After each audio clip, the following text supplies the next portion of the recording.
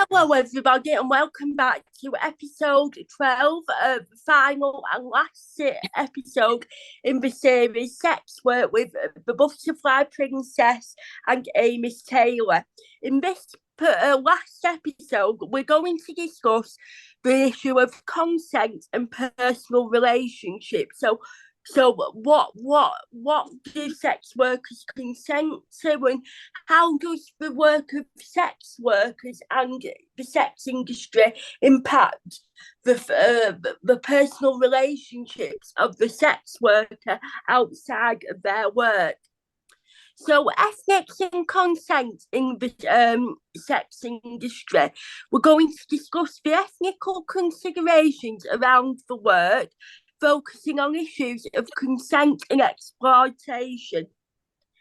Ethics and consent in the sex industry are complex issues that require careful consideration and balanced policies, respecting the autonomy, ensuring genuine consent, and preventing exploitation are key principles for ethical practices. Advocacy for legal reforms, access to resources, and the inclusion of the voices of sex workers in policy making are crucial steps towards a more just and equitable approach to the work of sex work. By addressing these ethnical considerations, societies can better support our rights and well-being. These ethics of the work of sex work are deeply intertwined with issues of consent, autonomy, and exploitation. These considerations are crucial for understanding the moral and practical demoralisation of the industry, and for developing policies that respect and protect the rights of the sex workers. So consent in our work. So consent doesn't just apply to the work of sex work and the industry. Consent applies to every aspect in life. So when you're consenting, for example, when you're consenting to go on holiday with a friend, for example, you're consenting to go on that holiday with them. When you're offered, someone offers you to buy a drink, a coffee, for example, you're consenting for that person to allow you to buy you that drink. It's the same with sex, in the sex industry. Consent is vital, and these are some of the issues. So coercion and exploitation, situations of coercion, whether through physical force, psychological pressure, or economic necessity, undermine genuine consent. Recognising and addressing these factors is essential for ethical practices. And me and Amy have already discussed, when consenting and the pressure to do things gets mixed up. We've heard about the sex worker who was murdered by a client because of a pay dispute that's currently ongoing, but that client is now in prison.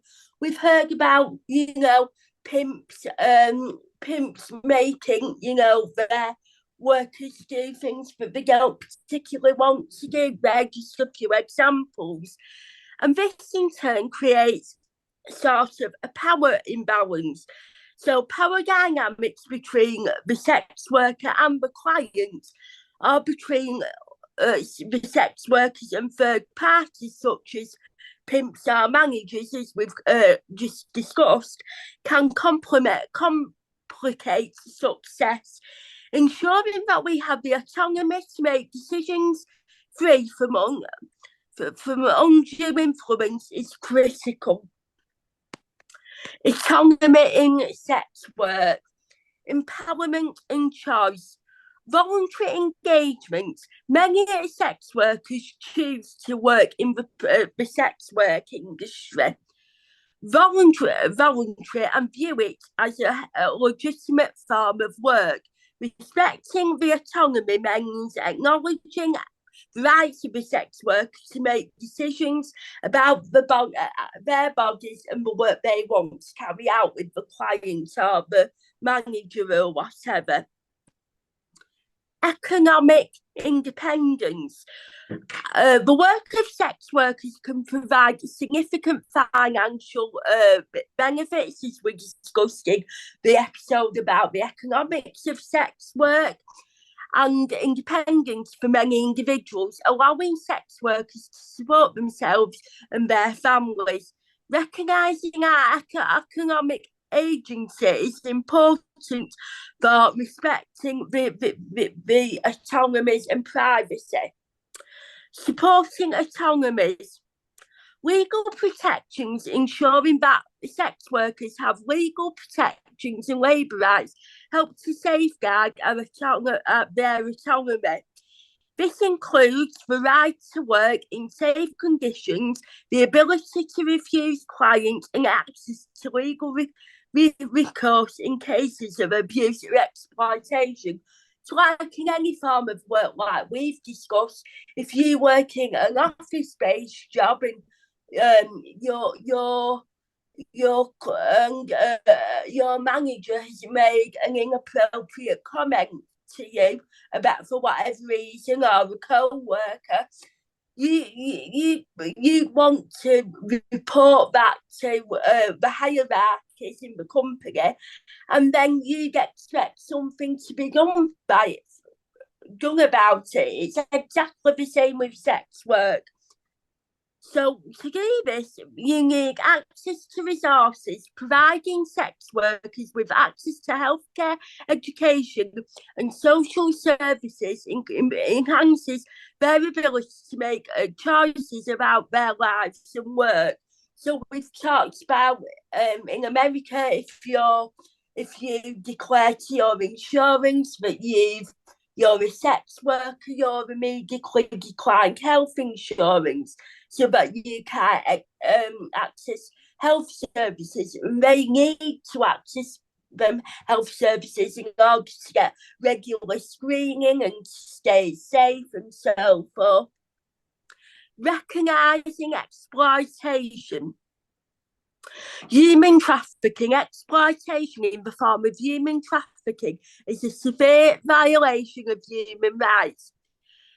Trafficking involves force, fraud, or coercion to compel individuals into sex work, stripping us of their autonomy and subjecting sex workers to abuse. Now, that isn't right, but you've seen a lot of that in like TV shows, especially Game of Thrones, where sex workers are just used as a piece of meat, basically, to be thrown about and to do whatever the client wants to do with them. And that shouldn't be the case.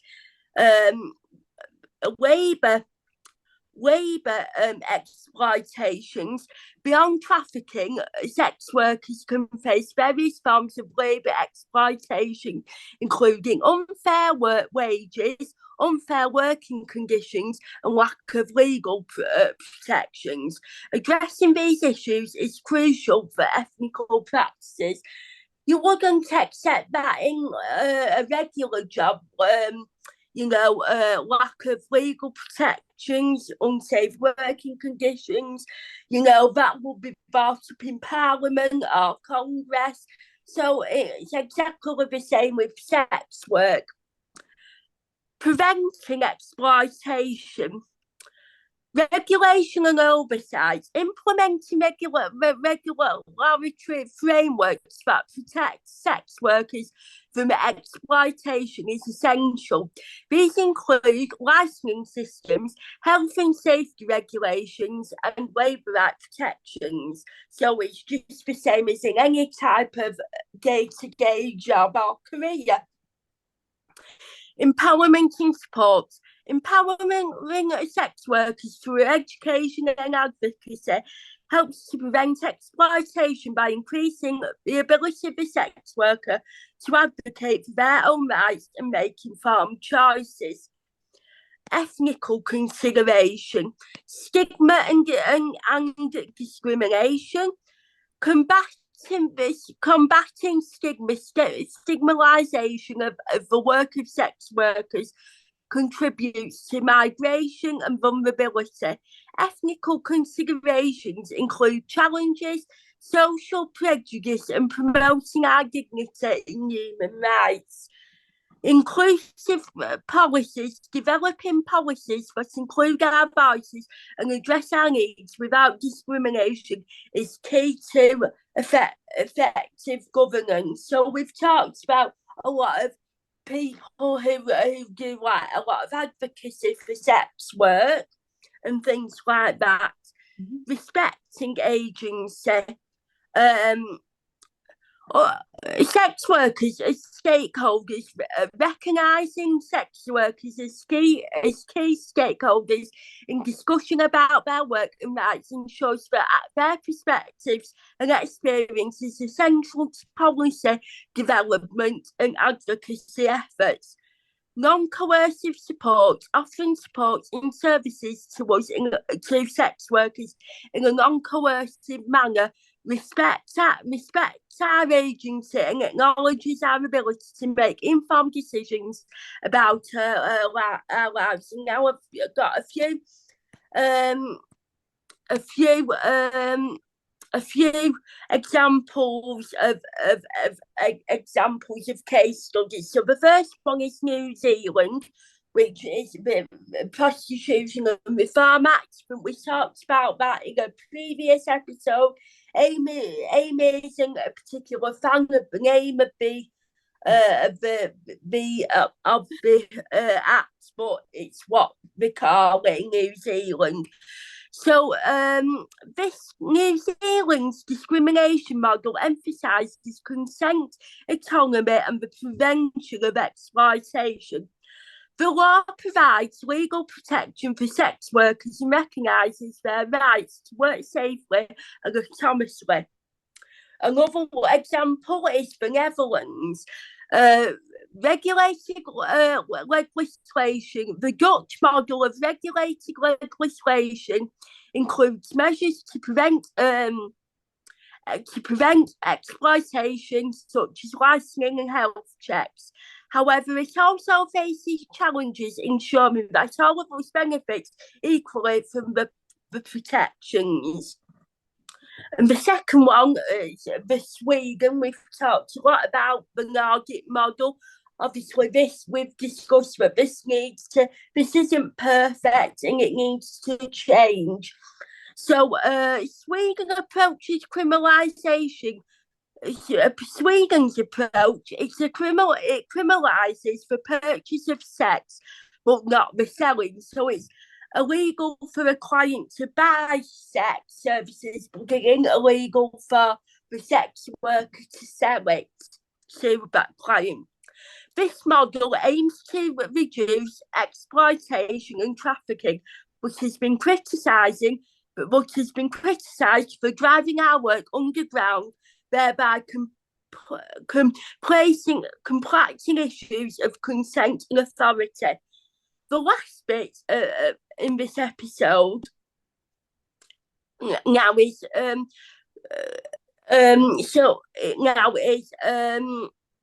work and relationships. How do sex workers balance relationships with their work?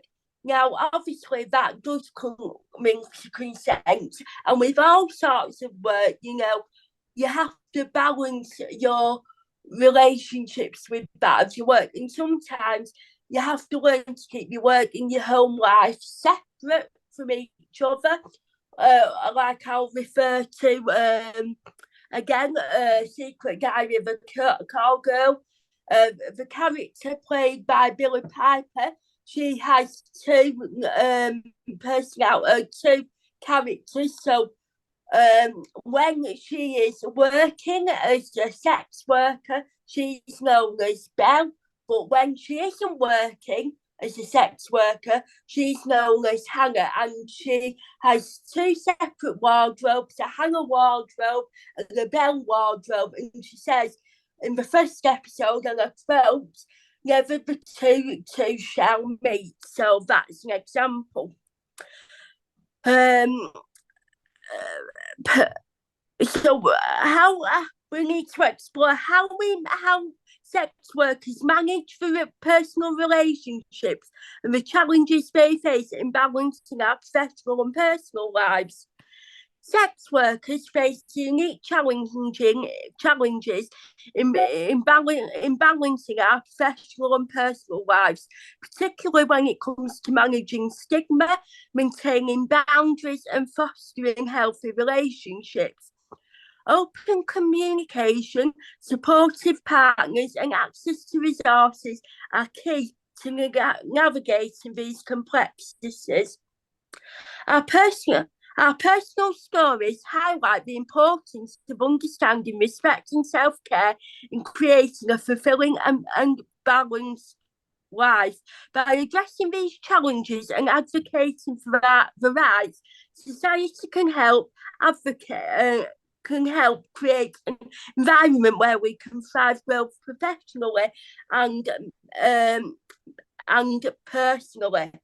Navigating personal and professional boundaries is a specific challenge for sex workers, since we must balance the complexity of our professional lives with our personal relationships.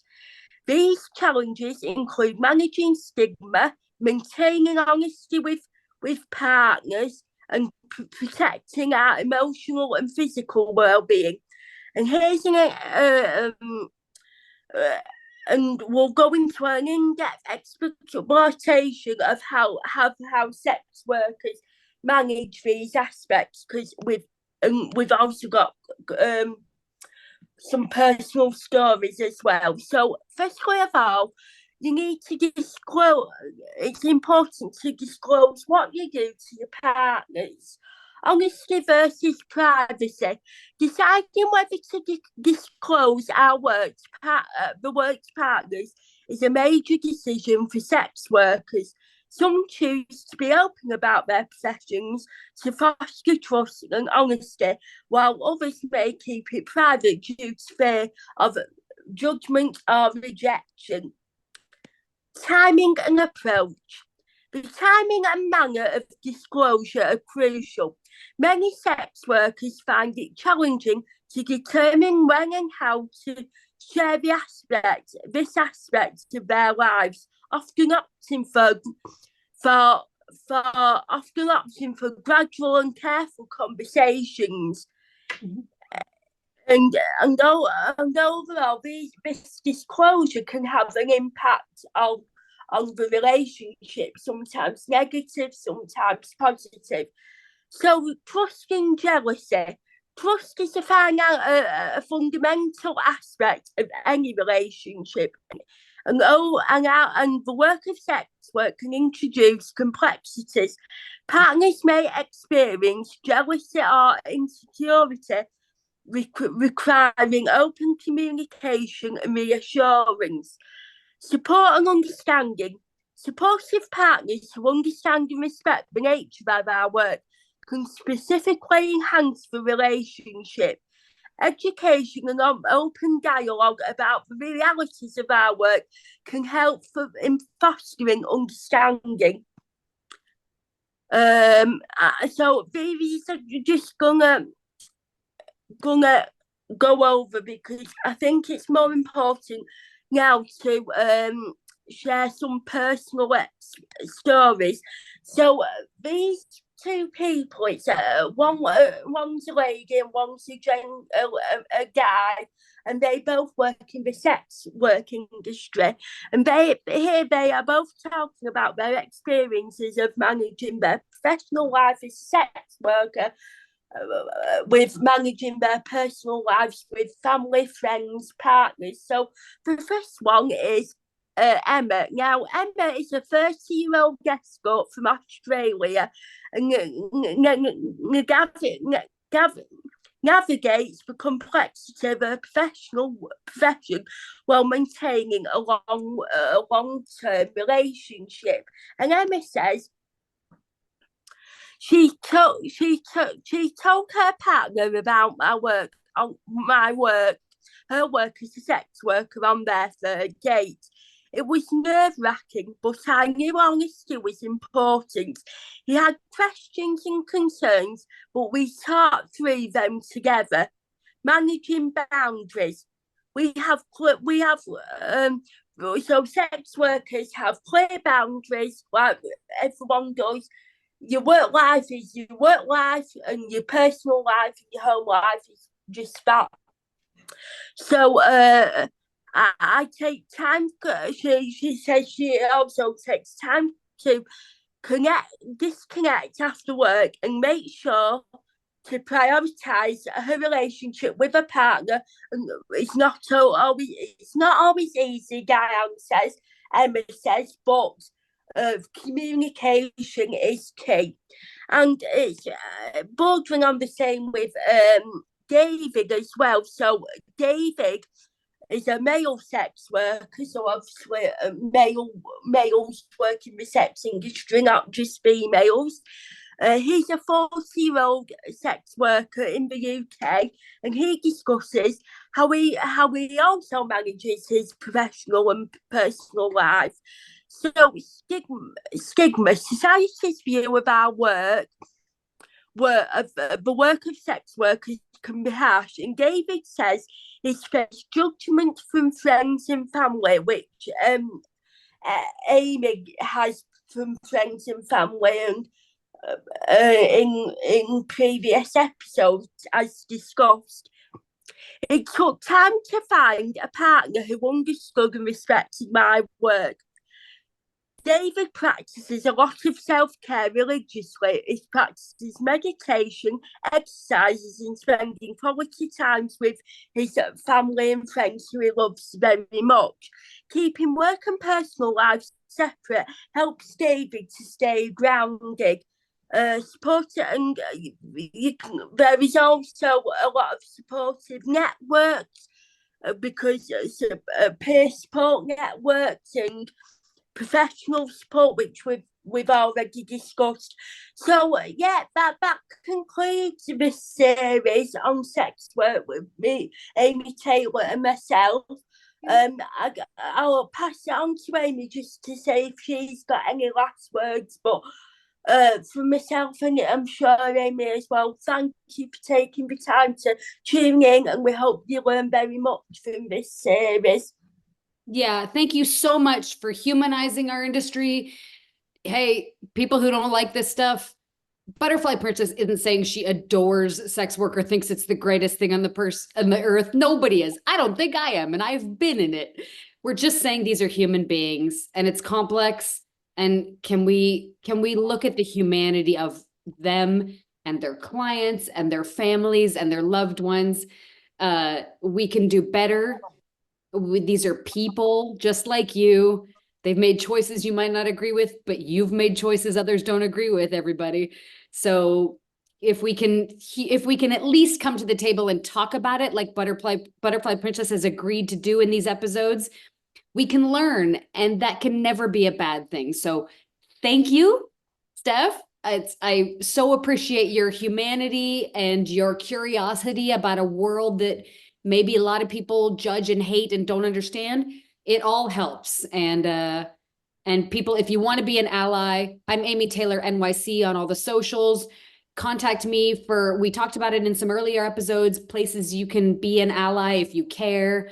And just thanks for listening. It does more than you know. Thank you, everyone.